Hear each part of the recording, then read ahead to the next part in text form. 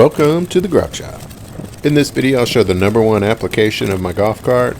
Where I live we have a relatively large property and a pretty steep driveway, and it's a pretty good trek to hoof it up to the street to carry these garbage cans. I used to put one can at a time on the back of the golf cart, but as we've expanded, gotten more cans, had to come up with a better system, and this is it. It's called the Garbage Commander. So there's a few other systems out there, but I like this one the best because it uses the wheels of the can. It's the simplest and least expensive, yet it's pretty robust. They do have different types of mounts. They have hitch mounts and 2-inch receiver mounts and so forth. Mine mounts directly to the frame. It's just a little simple swivel bolt, and I'll put some links to the different types of mounts that they have below. But this worked good for me because this was already exposed on my golf cart and I don't have a hitch mounted to it. This particular style uses these J hooks, which they call mountain hooks, which is really for steeper driveways. And it also uses Pto Pins to hold the cans in place. Here you can see how the mountain hooks compare to their standard hooks. The standard hooks don't require those pins, so they may be a little less fiddly if you don't have a steep driveway.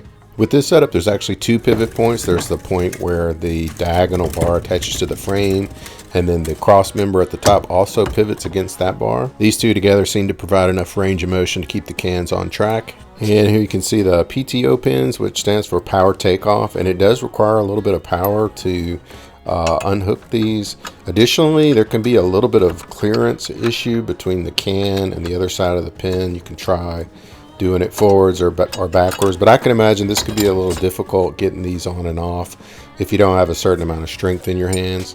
So for adding additional cans, they have these things called can couplers. I put it on this way with the 1Z towards the front of the cart and the 2Z towards the additional can.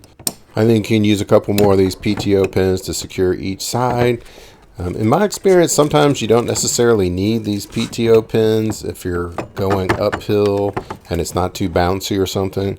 But coming downhill, I've tried it and the cans have actually escaped and gone on their own down the hill and gone for a tumble. Alright, so for me I have 6 total cans, but rarely do I fill them all up at the same time. So right now I just have 2 of these can couplers, so I can carry up to 3 cans at a time.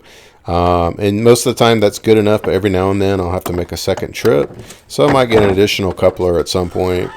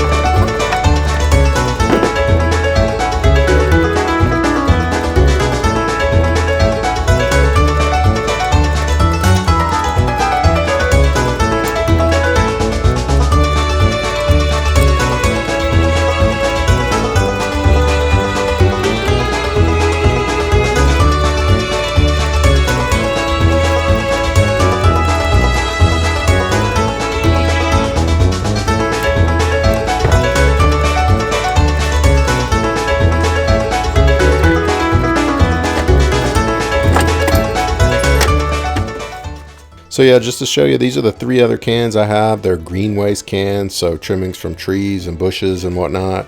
This week I didn't have any of that, but it does work fine for these cans as well. The only problem I've had with this system is occasionally when going downhill, I have a can flip over on me and it'll twist this can coupler, making the pin not connect well there, as you can see. This seems to happen because the steel and the can coupler gets slightly twisted. So I came up with kind of a solution here to fix this. I'll show what I had to do here. So the first part of the solution was learn to slow down going down the hill a little bit. And then the next part was using a couple crescent wrenches just to sort of retorque the bar back in the correct direction. Also this U shape here has to be kind of rebent back. And then once you've done that, you'll find that the pin goes back in normally, and since it's steel, it could probably be bent quite a number of times without any issues. So yeah, if you're in a situation where you got to move a lot of cans over a long distance, I highly recommend this setup. For less than $100, you can have all this stuff I have here. Saves you loads of time. That's how it's done. Thanks for watching.